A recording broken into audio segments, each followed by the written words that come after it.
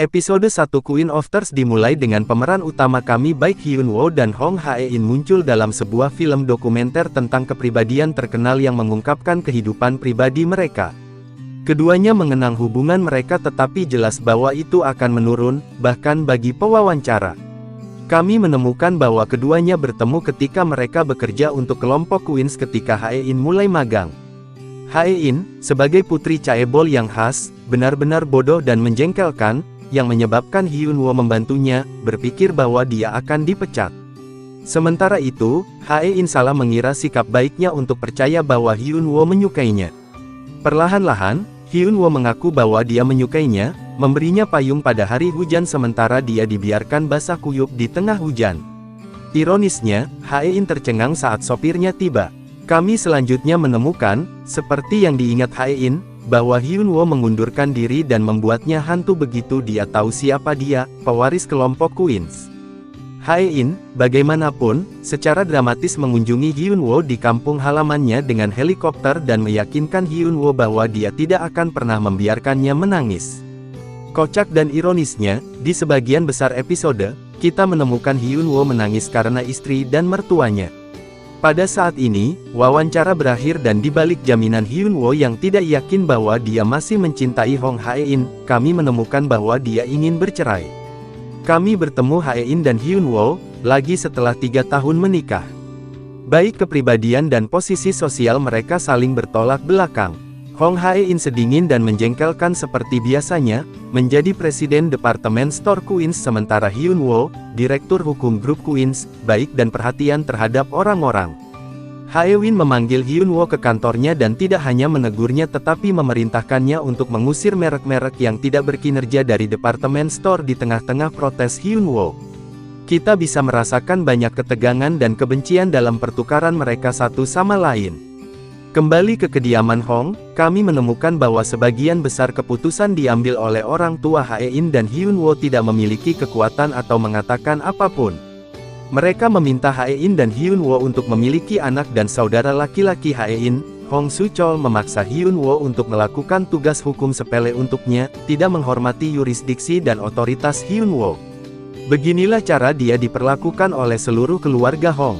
Setelah pertemuan keluarga, Hyun Woo menghadapkan Hae-in tentang anak itu, yang acuh tak acuh seperti biasanya. Hyun Woo meninggalkan kediaman Hong dan bertemu dengan temannya, Kim Yang-ki, seorang pengacara. Dia mabuk mengeluh dan menangis tentang hidupnya sebagai anggota keluarga Hong dan dengan lucu menyalahkan kelucuannya yang mabuk yang menarik Hae-in. Kami juga menemukan dua pria mengikutinya setiap saat, memastikan bahwa dia tidak melakukan apapun yang akan merugikan perusahaan.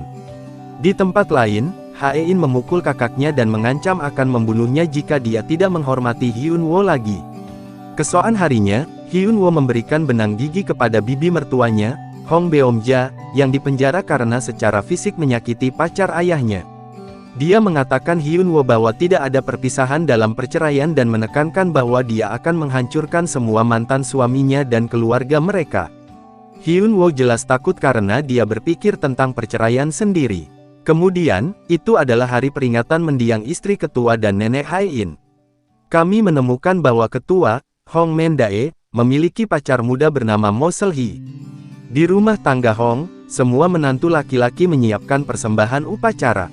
Kami menemukan Hyun Woo bersama dengan menantu laki-laki lain dari keluarga Hong di dapur rumah, menyiapkan berbagai jenis makanan sementara putra-putra keluarga Hong tidak pernah benar-benar membantu. Pada saat ini, ketika Soo-chol menawarkan soju kepada neneknya, Beom-ja memasuki upacara mengenakan pakaian dengan cetakan macan tutul, dan menciptakan adegan yang mengklaim bahwa Mo Seol-hee adalah alasan di balik kematian ibunya. Selama upacara peringatan, hanya Hyun Woo yang berpartisipasi sebagai hubungan langsung dari keluarga ratu sementara menantu laki-laki lainnya, yang merupakan suami dari sepupu keluarga utama, tetap di dapur, tidak diizinkan untuk berpartisipasi dalam upacara. Menantu laki-laki membahas betapa menyakitkannya menjadi bagian dari keluarga Hong karena mereka diperlakukan sebagai budak dan dipaksa menghadiri semua fungsi pada hari libur, upacara, tidak pernah dapat bertemu keluarga mereka sendiri.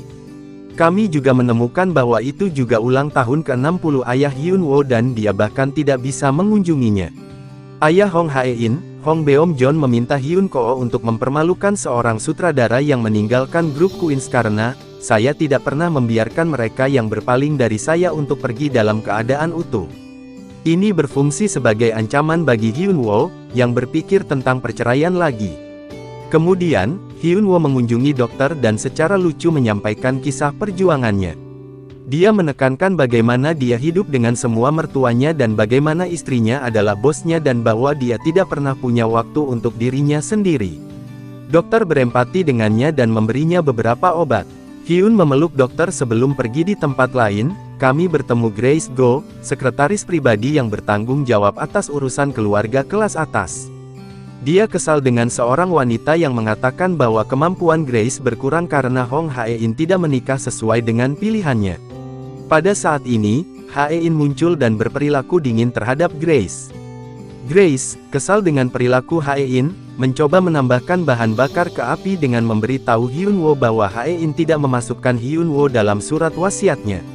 Kemudian pada hari itu, Hae-in menerima telepon dan meminta Hyun Woo untuk pergi ke suatu tempat bersamanya, tetapi Hyun Woo, setelah kunjungan Grace, menyangkal dan mengunjungi kampung halamannya sebagai gantinya. Dia memberi tahu orang tua dan saudara kandungnya bahwa dia akan menceraikan Hae-in. Sudah jelas bahwa saudara-saudaranya tidak ingin dia menceraikan Hae-in karena Hyun Woo membantu mereka secara finansial. Hyun Woo berkendara kembali ke kediaman Hong dan membawa surat cerai ke kamar Hae-in. Tepat sebelum dia akan menyampaikan berita, Hae-in menyatakan bahwa dia sedang sekarat dan dokter mengatakan bahwa dia hanya memiliki 3 bulan lagi untuk hidup. Hyun Woo terkejut dan benar-benar berubah 180 derajat menekankan betapa dia mencintainya dan menangis. Kami melihat klip dari pernikahan Hyun Woo dan Hae-in. Hyun Woo mengatakan bahwa dalam waktu 10 tahun, dia akan tetap mencintai Hae-in. Hae-in meributkan fakta bahwa dia akan terlalu sibuk untuk menonton ulang video pernikahan mereka tetapi mengatakan bahwa Hyun Woo jelas akan bersamanya dalam waktu 10 tahun dan episode berakhir.